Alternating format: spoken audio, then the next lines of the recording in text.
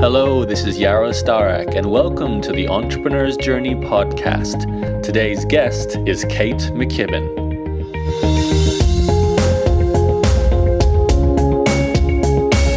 Hi there, this is Yaro Starak.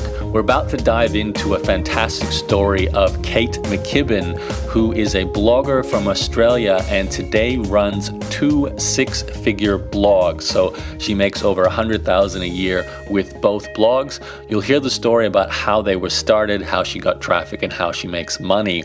Just before we dive into that story, I'd like to invite you to sign up for my new email newsletter for my podcast. So if you want to get my latest podcast sent to you via email, as well as a series of my best podcasts from my archives, then you can join this brand new email list. You can sign up by going to interviewsclub.com. That will redirect you to the sign up form on my blog, Entrepreneur's Journey, and then you'll start getting my podcasts whenever new ones are released.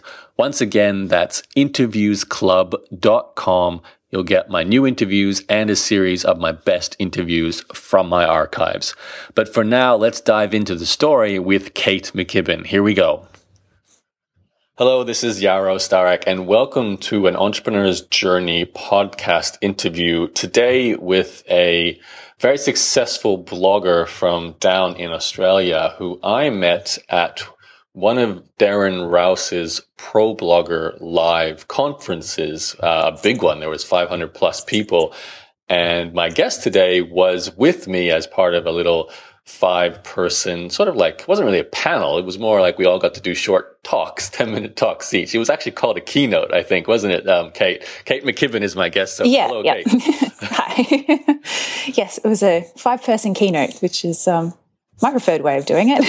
Yeah, a little strange that we all got 10 minutes to talk, but it worked out well. So Kate was invited on stage because she has a very successful fashion blog called Drop Dead Gorgeous, and she has another blog called, all these long names we were talking about before the show that Kate loves long names for her blogs. The other one is Secret Blogging Business. So she's the owner of 2 six-figure blogs, and she's had some pretty incredible success, I think, in terms of the speed of getting to 6 figures as well. So we definitely have to dive into how you've taken these blogs from nothing to the kind of money they're making now. But Kate, as always, I love to go back in time and sort of find out what led up to you becoming a blogger. And even before that, was there anything entrepreneurial? So can we go back during even, high school, primary school? In Australia, There's not so many lemonade stands, but did you have I used to buy and sell, collect cards and things like that, and even toys in the Trading Post, if you remember the Trading Post newspaper. Did you have anything in your childhood as well? Childhood, not so much entrepreneurial-wise, but I was always attracted to just the media industry. I suppose it is entrepreneurial. I wasn't trying to make money out of it, but I used to create my own magazines and things like that as a kid. And that was, my dad actually has his own business. So growing up, I always had this thing in the back of my head that, I'll have my own business one day. I've just got to figure out what that is. What kind of magazines were they? Like fashion? Was it really? It was always sort of fashionista. I'm quite the girly girl, so it was makeup tips and how to I was also a country girl, so my fashion tips weren't particularly cutting edge. But I liked to write and I liked pitch images, and I was a bit creative, so that was how I kind of got that out. But where were you? When you say country girl, were you country? Yeah, country Victoria, so out in Gippsland, out amongst the cows and the grass and not much else. And not a lot of internet back then either, I'm assuming. No, although I was actually one of the first people in our area to have internet, because that's my dad's business. He's an internet service provider. So I think he started with bulletin boards and then things like that. So I built my first website when I was about 13. It was terrible. It was built in Publisher because back then you could just make a pretty page in Publisher and hit publish and it was on the internet. And it was a fan site for Nirvana. That was my first ever. That's awesome. My first ever website. Now, I don't want to date you too much here, but what was the era? Are we talking 90s, mid 90s when you made a Nirvana website? It must have been, mid 90s. Mid 90s. Okay, so you're a real early adopter. That's despite being in country Australia, you were an early adopter of the internet and built a website. I'm surprised you did Nirvana. You didn't do a fashion website as your first one, but did like. So I'm assuming Nirvana didn't become your first successful business as a website. Can you take us forward then from the 13-year-old girl? Did you go to obviously high school and then enroll in a university degree, or did you have a not so traditional path? I was very traditional, actually. Finished high school. Again, I was sort of one of those people who had sort of a vague idea of the type of, I suppose, work I wanted to be doing, but not really anything specific that I wanted to be doing. So I did a very broad degree. And after that degree was finished, I went and travelled for a bit, and I worked in London in advertising, which was quite soul-destroying. I checked that one off the list as something I definitely didn't want to be doing. And then I started slowly kind of coming back towards publishing again. So I wanted to do something a bit more creative. I wanted to write. I still had this sort of, passion for fashion, as people like to say. I started, actually on a whim, I came up with this idea for a featured, what are they called? I'm thinking in blog terms now, but in magazine terms, they're called like a feature article. And I pitched it around, I'd never written an article in my life. But I pitched the idea around to all the editors I could get my hands on their contact details. And it got picked up by Cosmo in the UK. So the very first thing I ever wrote got published in Cosmopolitan. And I'm like, okay, that was really fun. I want to do that. That's I like that kind of thought. So again, the entrepreneurial, so this is probably about 2021, I think. Okay. Yeah, so it took me a little while to become entrepreneurial. I just think I started thinking my thought behind it was I want to do something I enjoy, basically. You sound a lot like me in the sense that I saw myself as entrepreneurial because I wanted to not have a job, but I was actually probably more interested in publishing. And I don't know if sometimes those lines aren't as close as people think they are, because running a magazine is certainly entrepreneurial, but running a website doesn't become entrepreneurial until it turns into a business. You could be publishing content and enjoying your favorite subject, because that's what I used to do. I loved to read video game magazines and then card game magazines. I loved this medium. And then when I went online, it made sense to have a website because it's like a magazine, right? But then you don't really see it as a business until you start thinking about, well, maybe I can make money from this. So were you thinking you've written your first article for Cosmo. At that point, were you thinking, well, maybe I can get a job as a journalist, or are you actually thinking maybe I could become some sort of owner of a publication? Well, at that time, I was still thinking journalist, but it was weird because what I actually did, so to become a journalist is really, really hard. It's particularly, it's even worse now because most of the magazines have closed, but at that time, there's very few actual jobs, very few actual publications in Australia anyway. There's a handful of magazines. And so what I decided to do was I wanted to show them that I was, that I was good and I was proactive and I had I could write. So I created another website, which isn't this one now, this is another one, which was, I basically did an online magazine to show them that I could work in real magazines. What was the magazine called? Do you remember? It was called Denim, but just the abbreviation was DNM. And so it was deep and meaningful kind of thing. It was a bit stupid. Actually, that's a good domain now. Everyone's into the whole Flickr and Fiverr, and Denim would have worked well. Yeah, I know. I was ahead of my time. Yeah.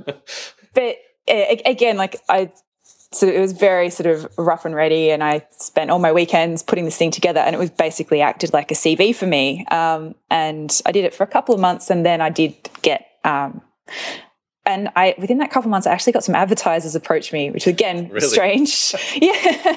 Back then there just wasn't much happening on the internet, so not in that space.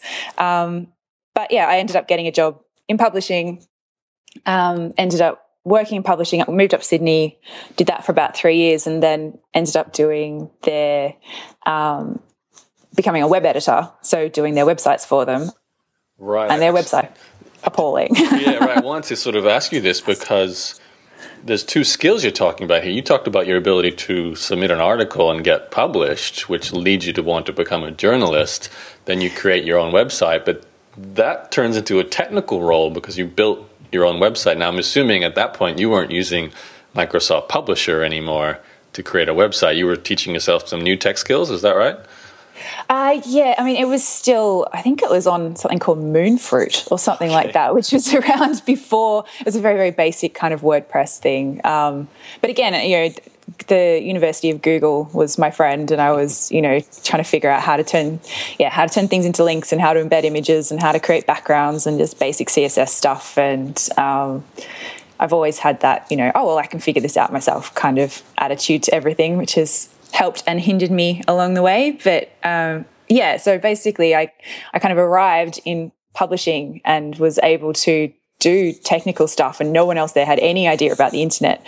They were creating like actual static pages each time. So every time they released a new magazine, they would get the designer to design up this just one single page with no links or anything, and they just upload that, and that was their website each month. It was just very... Yeah, times have changed. And in terms of your interests, obviously you cared a lot about fashion to want to be involved with these fashion publications. You liked writing and you liked designing websites. There's a lot of unusual crossover here of skills. I don't normally see people who want to be the writer who also want to be the web developer. And then also, it's like, where was your interest in all of this? Like, were you sort of just figuring stuff out as you went along? And we haven't even talked about starting your own business yet. So can you take us forward from that point? Yeah, sure. So, I mean, I think for me, I have always been one of those people who has had a very wide variety of interests and who gets bored quite easily.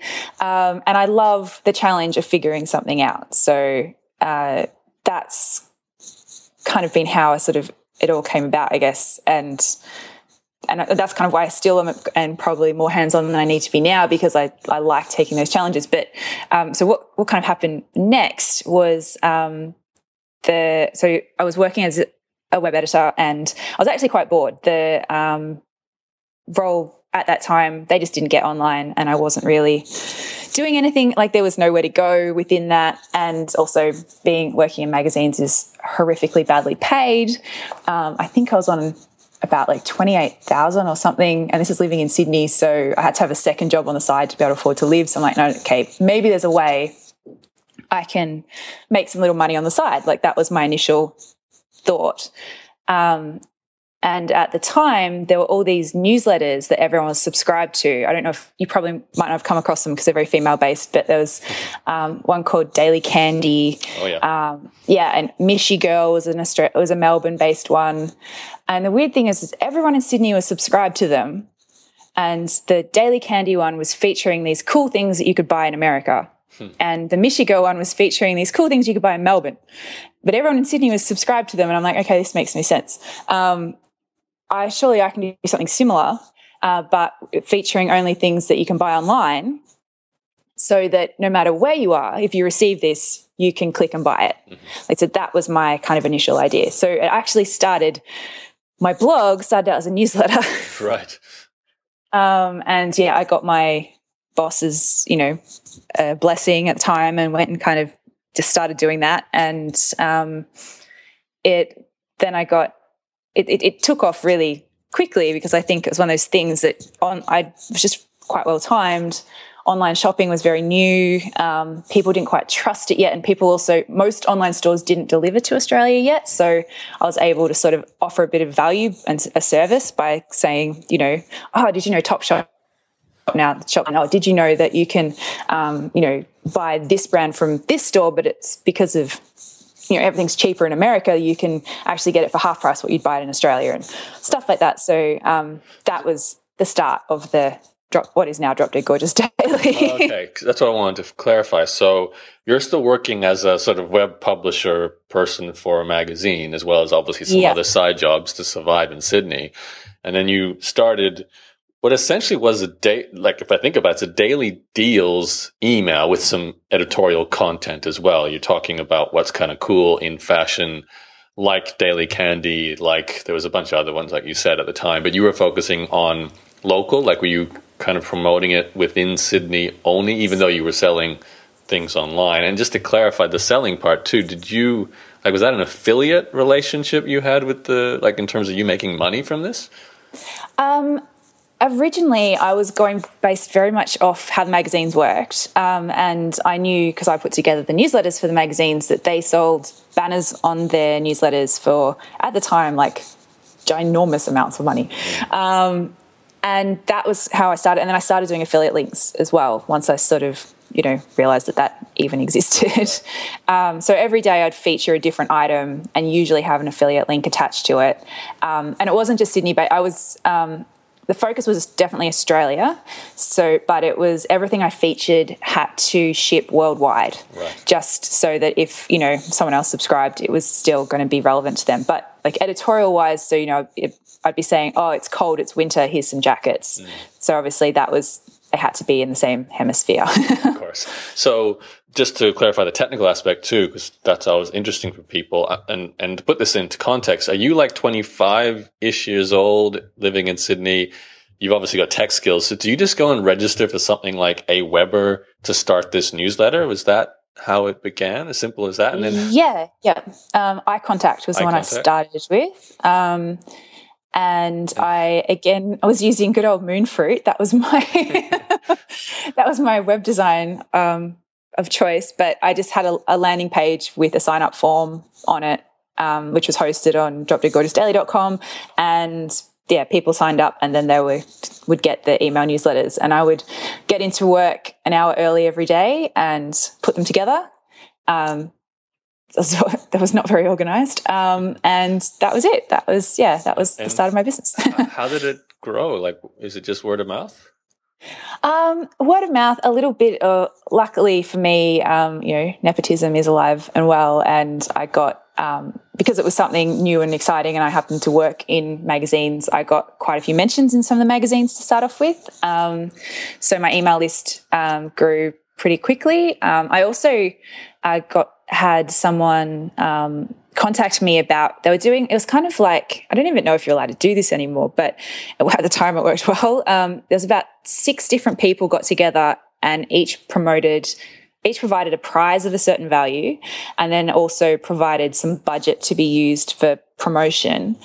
And for people, if they wanted to, and it was this one big competition, and if people, to enter the competition, they had to opt in to at least one person's email list. Mm-hmm. So, and then this got, like, the people, they got me in at the end, and people were putting in massive budgets, and I was like, oh, I've got like $100. Like, I can't do it. Like, I'll do it, sure, but, you know, I can't be putting in thousands of dollars. And they're like, oh, no, that's fine. And so I think I got about 10,000 people subscribed to my email list in a week, which was amazing. So that was, you know, like a pretty good kickstart to how did that work? Any online business. Did you get, like, I don't understand. So it's a competition, and do you get access to all the subscribers in the competition, not just the people you get, but also everyone else who was running the competition? So what they had the page was set up, and below the so the normal kind of, you know, 25 words or less, blah blah blah kind of mechanism, and right at the bottom of that there was opt-in. There's checkboxes for all the brands that were in it, right. And they had to check at least one. Gotcha. To be eligible to enter. And if they checked your box, well, that's the thing, like, we all kind of promoted it around to our own list, and then it wouldn't have been Facebook ads, I don't think. I don't even know if there were Facebook ads back then, but some kind of online paid advertising, maybe it was AdSense or something, was what the sort of the budget went to. Got it. Okay. So basically a lot of people who signed up would have ticked all the boxes, so you got included with all the signups, or a lot of them, and no matter who was marketing it, you were getting 10,000 people at the end of the day, that's fantastic. So yeah, I mean, they weren't the strongest leads in the world, and I think probably of those, of about like maybe 4,000 were actually stuck around, but it was still a good little a good little boost at the start. Right. So take us forward from that point, and we'd love to hear the point when you were able to quit your job. I'm assuming that's coming up at some point, right? Yeah. So this was all within the first couple of months, and I think I had nearly 20,000 people on my list by the end of the first year. But basically, it's kind of one of those things when like all the stars kind of aligned, and I had my boss who I loved left, and I got a new boss who I did not love quite so much. I was quite bored in the role that I was in. I was seeing this momentum in what I was doing, and that it was starting to work, and I'd had advertisers approach me, and it was already making little bits of money, like maybe $1,000 a month kind of thing. And then I got offered a 1 to 2 day a week contract at I think it was 9MSN, actually, just helping them create content, which would be enough to pay all my bills, and kind of gave me then the rest of the week to see if this was going to actually be a thing. So I thought, I will regret it for the rest of my life if I do not kind of, burn the boats, go and actually try this out. And so, I quit. I wasn't completely crazy about it. I went and got a $10,000 personal loan while I was still employed. And then pretty much just as like a buffer. And then pretty much the day that arrived in my bank, I walked into my boss's office and quit. Wow. And I probably wouldn't do that again now. It's just, being 25 and really naive is actually quite a bonus to go and do brave things. So then I had I basically just locked myself away and tried to learn everything I could learn about online marketing and also about sales, because back then I was still using very much the magazine kind of model of ad sales in return for coverage and things. So, and I'd never been a salesperson before, so I had to kind of create systems to be able to be a salesperson and to make sure that I was making enough money. And within I was making a full-time income within the first year. It was more than what I was earning in magazines, but that wasn't overly hard. And then I think for the next probably even 2 to 3 years, because I was sort of still stuck in that magazine mindset, it grew, but slowly. And then it was probably about 2 years ago that I started playing with e-products, that it sort of, actually not even 2 years ago, it was about 18 months ago. I did it the hard way for a very long time. Which is not surprising, though, given your niche. Like, fashion is not known, unless you're selling the fashion yourself or got a lot of good affiliate relationships. You're running ads. That's how you make a living as a fashion publication, right? Yeah, exactly. And it was, it was lucrative. Like, I was earning, I was earning 6 figures, and I had 3 girls working for me, and things like that. It just meant that my day to day was spent selling ads, and that's not what I wanted to be doing. So that's when I started kind of looking for different ways of doing it. Okay, before we dive into that, I'd just like to sort of bridge the gap between Kate sitting at her quitting her job and having a 2-day-a-week job to keep the bills paid, living off a loan of $10,000 and sitting there trying to grow Drop Dead Gorgeous.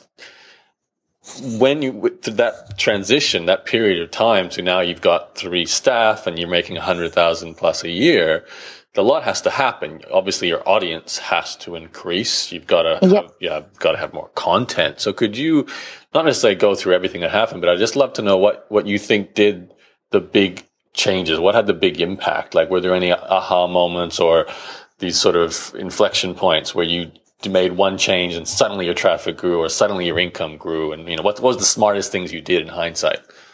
Yeah, sure. So there's a few different spots, and obviously everything's sort of changed again since. But one of the biggest aha moments for me was that I was creating all this content in a newsletter, and it didn't live anywhere else on the internet. So, and that kind of seemed a little bit of a waste. So I actually turned it into a blog, and went with a traditional kind of blog format with that. So, and then when I did that, the number of subscribers and things grew quite quickly as well, because people could kind of see they could see the value before they were opting into it. Next sort of big growth point was I really started getting into Facebook, and this was back, it's like obviously Facebook's completely different now, but a friend of mine kind of tipped me off on something that she'd heard, that if you post, at the time it was, if you post hourly to Facebook, your traffic will go through the roof. Right. So genius. Yeah. And it did. It does not do that anymore, but I think pretty sure Facebook hates you if you post more than about 3 times a day. But yeah, that was, again, it was sort of trying to see what people who were growing quickly were doing, and trying to sort of figure out how I could model that to work for me. So obviously that was one thing, and that worked for a period of time, and sort of grew up to our Facebook page to about 25,000 within about, it was like 6 months or something. And I was getting lots and lots of traffic from there. And then I started looking at SEO stuff and building that in. So it was quite a piece by piece kind of growth thing as I sort of like picked, okay, I need to figure out how to do this thing now. I'll focus all my attention and energy on that. All right, I've kind of got that one working. Were you still a one-woman show at that stage? No, I had my first person. So a girl came, she approached me actually. She needed to do an internship for her university. They required that she did 6 months working 1 day a week for free. And she wanted to work in publishing. And I was in Melbourne by this point, and there wasn't really a whole lot happening in Melbourne publishing-wise. So she contacted me and came in, and that's... discovering outsourcing that other people can do work for you, quite a moment in itself. Right. So that, I mean, she and when her 6 months ended, I started paying her to come in 2 days a week to help me out, because it was just so invaluable. What did she do?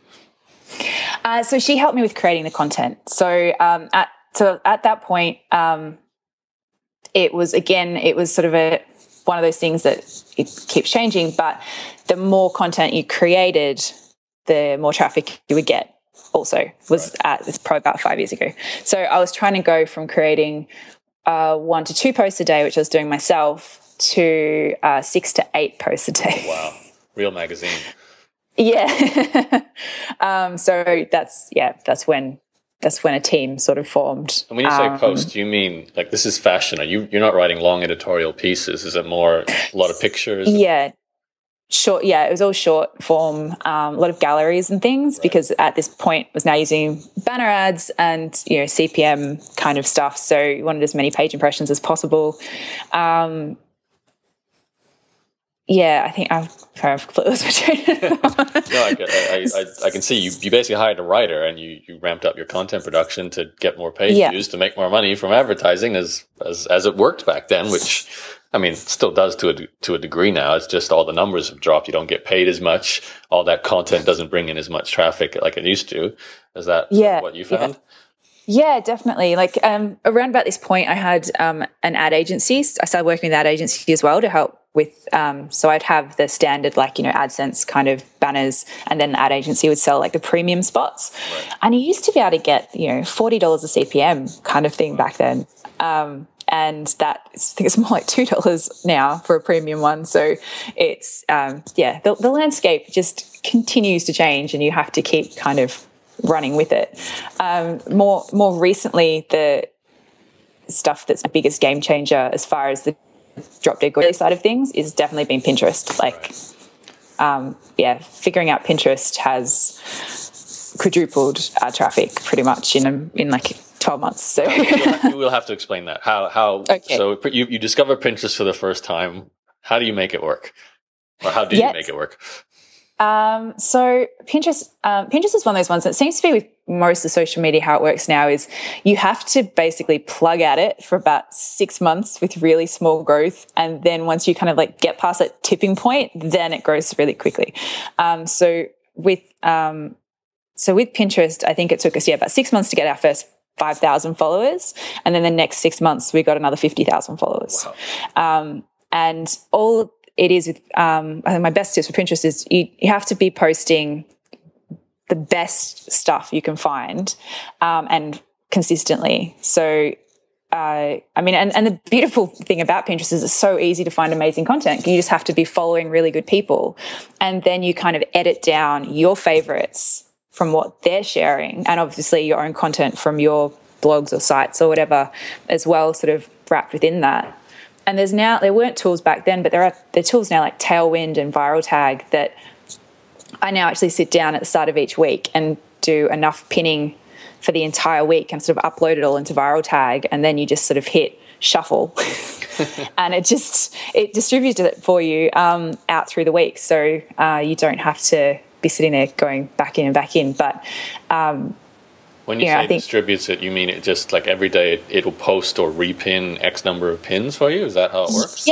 Yeah. So drip feeds it out for you, and it's actually really cool. It figures out the times of day, like it monitors your traffic, what's happening with your interactions and things, and it recommends to you the best times of day for your pins to, and then it kind of creates a schedule for you. So it's just to clarify for the people who are completely clueless with Pinterest. So you're taking photographs from your blog because you're using photography already, and you will have to answer where you're actually getting the photography. And then you're also following all these other people who use Pinterest and just taking, but you're repinning. So basically hitting that repin button so it goes onto your wall on Pinterest. So you've got all these pretty pictures, I'm assuming mostly of women's fashion, going up every single day, lots and lots of it. I would love to know how many pins. About 50 a day, 50 to 100 a day. That's huge. Okay. And every one of those pins, does it link back to your blog as well? The ones you share from your site do. The rest link to wherever they came from originally. Right. So that's one of the really nice things around Pinterest is it's so easy to also be sharing other people's things, and everyone is quite happy to share other people's things as much as they're sharing their own. So funny. It's like blogging, the early days. Remember everyone used to share each other's content on blogs? Like you link to each other. And then little track backs and things. Yeah. And so this thing on Pinterest is not going to last. Everyone's going to get all internal. They're not going to share each other's stuff. It's going to... Oh, I know. And then they're going to try and monetize it and destroy it. And then the next thing will come along. It just seems to be what happens. Very cyclical. But I am curious with Pinterest because... your subscriber growth, okay, so you work hard at it. When you said you worked hard at it, were you actively trying to build relationships to get people to follow you? Like, how does the actual following of you happen? Well, now I've kind of come to terms with the fact is that people are going to digest your content how best works for them. So, our email list, and I actually did a big cull of the email list because our open rates had dropped quite a bit because most of our audience is quite young, and they just don't seem to like emails as much as they used to. So they would much prefer to, interact with us on Instagram and Pinterest. Right. So for me, it's like for right now, it was, and for probably the last sort of year or so, it's figuring out which are the best channels for our people, for my target market. How do I make those ones work? And then, sort of playing where the people want to be interacted with rather than being so hard driving them back. So for Drop Dead Gorgeous Daily, we haven't been pushing email signups as much as we used to, although I'm considering changing that. But in the early days, I did a lot of like competitions and things to drive people to opt into to my emails. Like that was kind of our main opt-in focus. Okay, can you just close the loop for me? So I'm looking at your Drop Dead Gorgeous Daily Pinterest page, which you're just about to hit 150,000 followers, which sounds pretty epic. Now I can see you got Pinterest, you got Instagram, you've got your own blog with all this content on it. You're repinning, you're putting photos and pictures everywhere. It's all some of it's pointing back to your blog as well. Some of them are joining your email list. At some point, there's links to buy things, plus you sell your own stuff. Is that kind of how it all works? It's like eventually they're going to get offers from you? With Drop Dead Gorgeous Daily, this is sort of that's like our next phase. We've been dabbling in very basic e-products. With that kind of fashion market, they're not as because it's not so obvious the problem that you need to solve, and it's not such a high pain point kind of topic. It's more like light and fluffy, and light and fluffy is so how have you been making money from it then? Just purely advertising? Yeah, it is. It is very much still the advertising model. Advertising and affiliates is our main. Okay, so how does that connect with all the social media? It's just about, because with advertising, usually it's on your blog. Same with affiliate marketing, right? So do you have to keep bringing people back from Pinterest, back from Instagram to your blog to then get the page views in order to charge the money to the advertisers? Is that right? Yeah. So everything that we're doing at the moment is to drive traffic back to DG, not so much to drive sales, but just page views. That's right now. There's plans for the future to change that as well. It might be the best way. I mean, it's a fashion, like you said, it's not a pain point niche. It's a rational passion niche, as Evan Payton calls them. And you've got people who just love and eat this up, even your 50 pins a day, which is crazy. But they're not going to buy stuff. They might buy the fashion, but chances are you're not necessarily going to be part of that transaction, maybe as an affiliate, right? So, yeah. And I can see why you probably, you can do good with that. But if you to get to the next level with magazine style blog, your only path, and correct me if I'm wrong, is to magnify the volume of audience you get, which really only comes from magnifying the amount of content you get, which means you have to hire a lot of people to produce a lot of content, to do a lot of social media. Is that kind of right? Yes. Yeah, that's it in a nutshell. It's quite a big, it becomes a very big beast to be able to grow it to the point where, it's something, seven figures, yeah, exactly. So that's kind of when I decided to start my second business. Right. I was going to ask you, did you have a vision for Drop Dead Gorgeous Daily of that, or did you see more of it like where it is now, like a good, solid, small business, but you don't want to deal with more staff, more of everything? I've had a bit of a mindset flip on this about 24 months ago, which is, okay, I can hustle with the best of them. I can, getting in there and rolling up my sleeves and doing the work has never been my problem. But do I want to do that for the rest of my life? Not so much. So that's kind of when I started looking like, okay, well, the thing is, I love this business. I like that it gives me a creative outlet. I love the team that I have. But I don't want to be an ad salesperson for the rest of my life. So what can I do to kind of make this a bit lighter, a bit more streamlined, but still allow me to increase my revenue and to be able to, I want your lifestyle. I want to be over in San Fran right now. Like, that sounds amazing. Well, you and I have something in common, which is your other business. So yes. You should maybe connect the dots. So when did that come into the picture with the chronology? So that was February last year, actually. And it was one of those, and I think a lot of entrepreneurs have had them, where you're just sitting there going, oh, I don't know if I can keep doing this. This is so frustrating. There must be a better way, kind of things. And I don't know if you've come across, I'm sure you have, Denise Duffield-Thomas, who does the money mindset stuff. I'd been chatting to her, and she said to me, she goes, no, she goes, just repeat to yourself, there are easier ways to make money. And I'm like, no, but they're not. It's advertising. That's all, you can't. And she's like, no, there are easier ways to make money. And it sort of sat at the back of my head. And then it just sort of popped into my head, because I'd been, I had a coffee with a blogging friend who'd been blogging for about 7 years. And I've always loved the strategy side of things and the sort of the business side of things of blogging, I think even more so maybe than the creative side of things.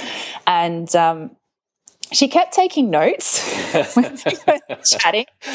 And I'm like, what are you doing? She's like, oh, I never thought of that. I'm like, what do you mean? This stuff's pretty straightforward and basic. I would have thought everyone would have thought of that. She's like, no. And I asked a couple of other people about some things, and I sort of realized that over the 6+ years, nearly 7 years that I've been blogging, that I had yeah, I figured a few things out that particularly around the magazine side of things. And, you know, yes, I was finding it frustrating because being an ad salesperson is never what I wanted to be, but I had managed to create a successful magazine style business where a lot of people I knew were just not there yet and had been doing it for a long time as well. So that's kind of where I think that was the seed, that was the start of the idea that maybe there's a lot of different blogging courses out there, all for different people, but my niche, which is usually women, we've got 2 gay men in there as well, but the rest of them are women. You know, who want to do a magazine style blog because that's their passion project, but they would like to make money from it as well. How there just didn't seem to be necessarily one resource to step them through how do you do that. So that was where Secret Bloggers business came from, which is like the business side of that kind of blogging.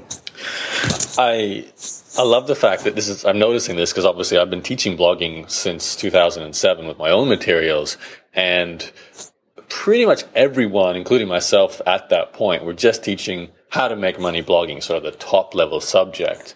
But now, as all markets do, it's fragmenting. So I've decided to go, I'm focusing on the sales funnel. So it's all about product sales through a funnel with the blog included. You're sort of teaching more magazine orientated to other, particularly women and gay men. And then you've got, I've seen a couple of people who are focusing specifically on cooking blogs, like they run their own cooking blog and they're teaching other people how to do cooking blogs. So it's starting to fragment into specializations. And like yourself, you've got the experience from having spent whatever it was, 5-6 years growing a fashion blog, which is a ton of knowledge and a ton of experience, which translate great into a training program. And my own story, I had a magazine website about card game, and I had a proofreading business, and I had a blog. So everyone comes from this background of collecting skills, then they can become teachers. And as I'm sure you're finding out, which I'd love to hear more about now, is starting a teaching business can be quite lucrative. So can you kind of explain how you spun that off? Because it is a bit of a spin-off of Drop Dead Gorgeous in a way, right? Because I'm assuming a number of your initial customers of the blogging course have come from Drop Dead Gorgeous. Is that right? Yes. Yeah. So the entire first intake was from the existing sort of DDG database. And initially the thought was that it would sort of sit underneath and be, part of Drop Dead Gorgeous Daily. Like I thought that they would, be one and the same. But as I'm sure you discovered, it's its whole other beast. Doing online courses and things. And I've got terrible shiny new project syndrome. So I managed to launch 3 courses in the first year, which was an excellent use of my time. So I kind of came to a point where I felt like I'd probably exhausted the DDG database, and I'm like, okay, well, this has been like much more lucrative than advertising, and it less icky as well. Like I always felt a little bit with some of the advertising that you were kind of prostituting yourself a little bit, particularly around sponsored posts and things, which I don't advise people do. So I kind of came to a point, drew a line in the sand and made them 2 separate things. And now Secret Bloggers business has its own. So that's, then I had to start getting serious about growing a list specifically for Secret Bloggers business. And that's all your usual tricks. It's the opt-in to a lead page, to an email series kind of thing.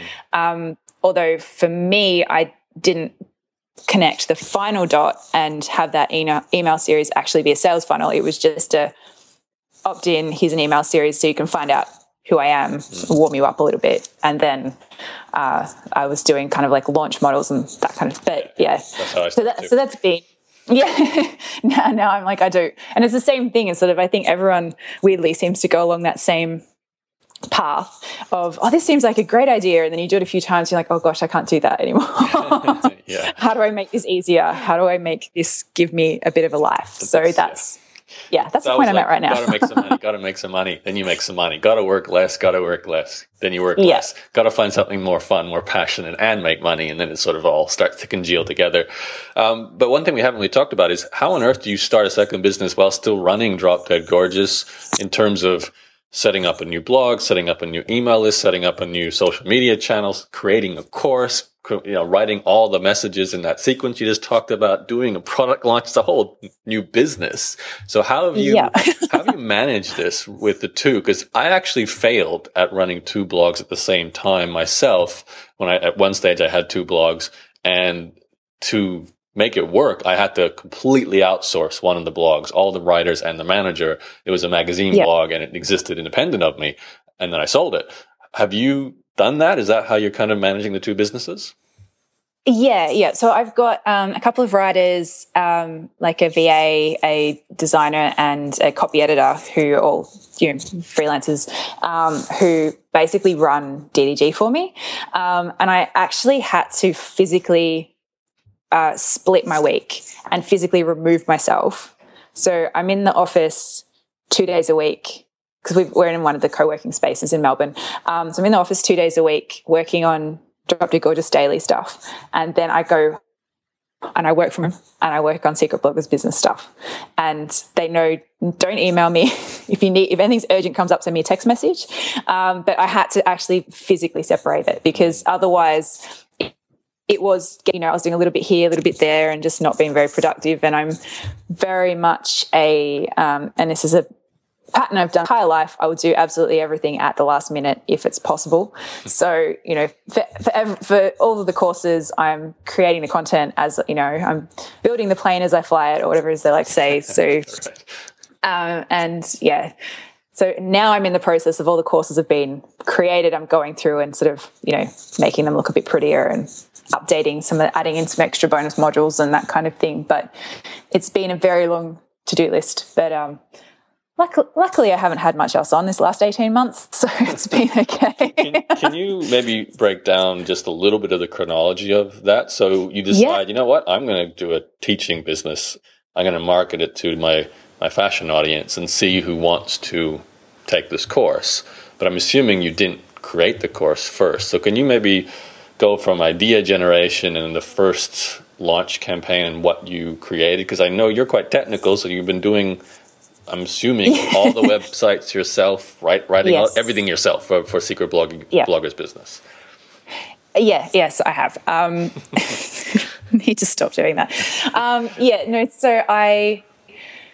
So when I came up with, what I thought was a bit of a crazy idea, because I still had that, no one, I don't know that much kind of mentality. And I thought initially that I just wanted to see if anyone would buy it. So I sat down and I mapped out what the contents of the course, what all the modules would be, kind of just did like a paragraph for each. So I knew what I was covering and, how I was going to present it.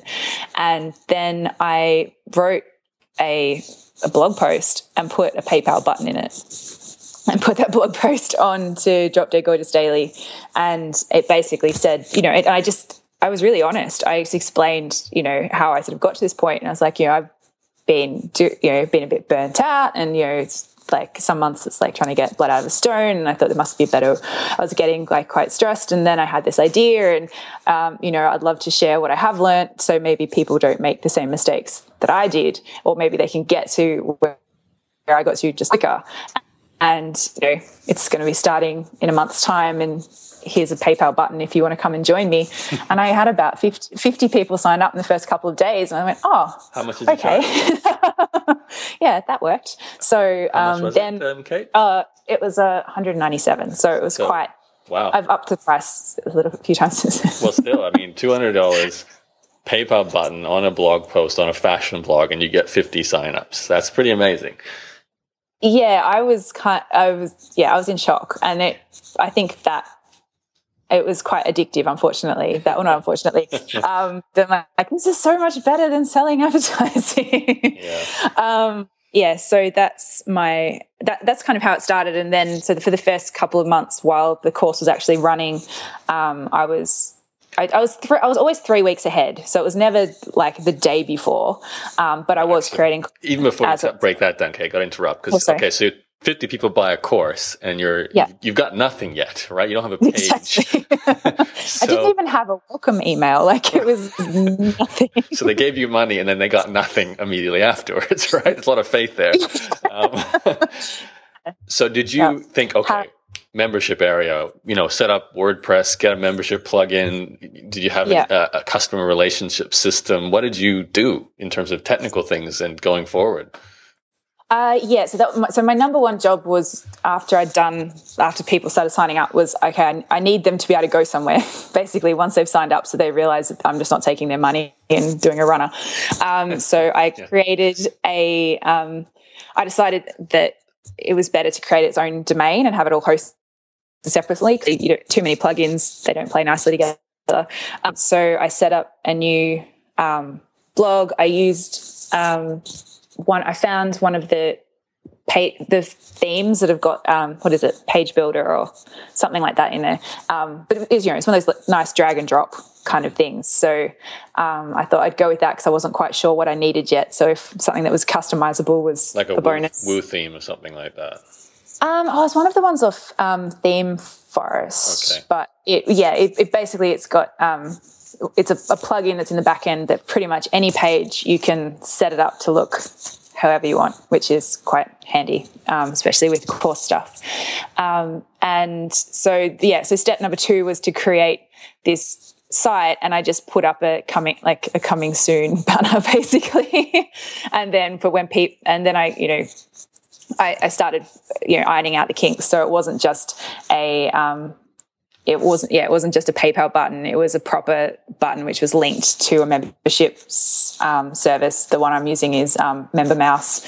And when that payment went through, they arrived on a welcome page that explained a bit more about what was going to happen and when and that kind of thing. So that probably took about a day to get all that set up. Mm-hmm. And then once that bit was set up, then I was, hurriedly in there trying to actually create the content, because I thought that the content being really good and really valuable was probably the most important thing now that people didn't feel like I was a shyster running away with their money. Yep. And then from that, so I've done everything backwards. So once the course was up and created, then I was like, oh, okay, I probably should start building my email list. So then I sort of came up with some ideas for different opt-in bribes, and then I discovered lead pages, which I'd never really played with before, and started learning about Facebook ads and all of that kind of stuff, which is now just pretty standard protocol. And since then actually, I don't know where I'm up to now. Sorry. Does that make sense? I'm just even looking at your page now. You've got a sales website where you're selling ebook templates for bloggers as well, or am I correct? Yeah, that's right. So you've really branched out. Yeah, so after I did the first course, and we've got a Facebook group. I use the royal we. It's only me. I don't know why I do that. Yep. I've got Facebook, and just chatting to people in there and finding out, okay, well, what else do you need? So a lot of them were saying, so for a lot of them, they didn't have my, not that I have a background in design. I think it's just something that I've always been interested in and figured out. So that was like one of the barriers for them. Like, this is why I won't do an ebook, because it won't look pretty. Well, it's going to cost me $3,000 to get a designer to do it. So I was like, well, actually, that's not true. I do most of mine in PowerPoint. They're pretty simple and you can make them look good. And here's some templates. Anyone can use these. So that's why I've got those there. And people were asking about Instagram. They weren't sure how to get moving on Instagram. And it's like, oh, okay, well, I'll do this other thing. So I've been very reactive, I think, for months. So created also like a beginner bloggers course, because there was a lot of people going in to the main course and freaking out. They had no idea what I was talking about, because it was that sort of assuming that, level of knowledge. So I've done like a beginners one, and then I've done like a more advanced one. So it's, I've covered all the bases so far. Yeah. Okay. Wow. So it's really turned into a fairly robust information marketing business now. So you've got a magazine blog, you've got information teaching business and blog as well. And that's kind of like how you split your time at the moment. Yes. Yeah. Yeah. And my hope is that, because now the products are all there and I'm on a new product ban, I'm not allowed to create any new courses or any new anything. Who's giving you this ban? Is that self-imposed? Myself. It's self-imposed. Okay. Yeah. If I come up with an idea, I write it down. I'm allowed to look at it in like 12 months' time. But yeah, now it's the going through and fine-tuning everything and getting things like actual sales funnels in process, so that it's something that will kind of not grow on its own, but something that's not going to take up quite so much like pushing and effort, and something that I can just kind of keep rolling. So I can go bugger off and live in Sanfran for a few months or things like that. I have to say, I'm a fan of your design work, and I was quite shocked to hear that it's all mostly you who's done it all. Like that's like me designing all my stuff. I wish I was that good. So you've got a skill there. But I should recommend for all the people listening in here to just see what Kate's doing. Obviously, your websites are dropdeadgorgeous.com. Sorry, dropdeadgorgeous daily. Yeah, it's even worse. Drop all one word, dropdeadgorgeousdaily.com. That's the fashion blog with the team behind it now. And then I'll get this right the first time, secretbloggersbusiness.com. And in particular, check out the blogging courses tab, and you can see the different programs now that Kate's running. And also, even like I said, the design is what's really grabbed me. I think there's a real, like a feel to what you've done, which I suspect is attracting, obviously, the people from a fashion blog. Because like my stuff, if I presented the way I present to your fashion audience, they're probably going to go, no, this is not pretty enough. This is not sassy enough. Sassy is the word I think to use for your design style here. It's very, graphically heavy and sort of modern design. So I think, it's a really good continuation. And you can see how you've taken a fashion blog and turned it into an information teaching business as well, taking the same audience, even though it's quite different subject matter, but there's some overlap there. So check it out. Kate, we're almost at the end here, so we almost hit an hour. Thank you for breaking all that down. That's really interesting and great to get clarity. You're certainly a workhorse, though. I can see there's so much Kate in both these two businesses there. So, that's amazing. That's the next thing I have to work on. Yeah, well, no doubt you'll really get some benefit from that, considering how hard you've worked to have more people do other things, even design work. What I'd love for your sort of final words here is for those people listening in now. Let's turn our attention to them. You have a lot of experience now with two different business models. I guess, like me, you went through magazine to information products, and you've tasted both sides of the fence, so you kind of know the pros and cons.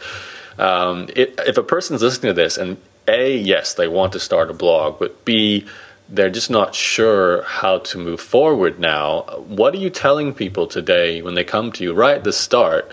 In a nutshell, are you sort of guiding them towards one of these business models, or what's your step one for a newbie? Step one for a newbie is to get their content right. Actually, to figure out what it is that they have to say and what value that they can add. But as far as monetization wise, what I normally recommend is that people actually want to have a minimum of 3 different ways that they're monetizing, especially if they're going down that magazine kind of path. And I definitely would recommend that if they're, what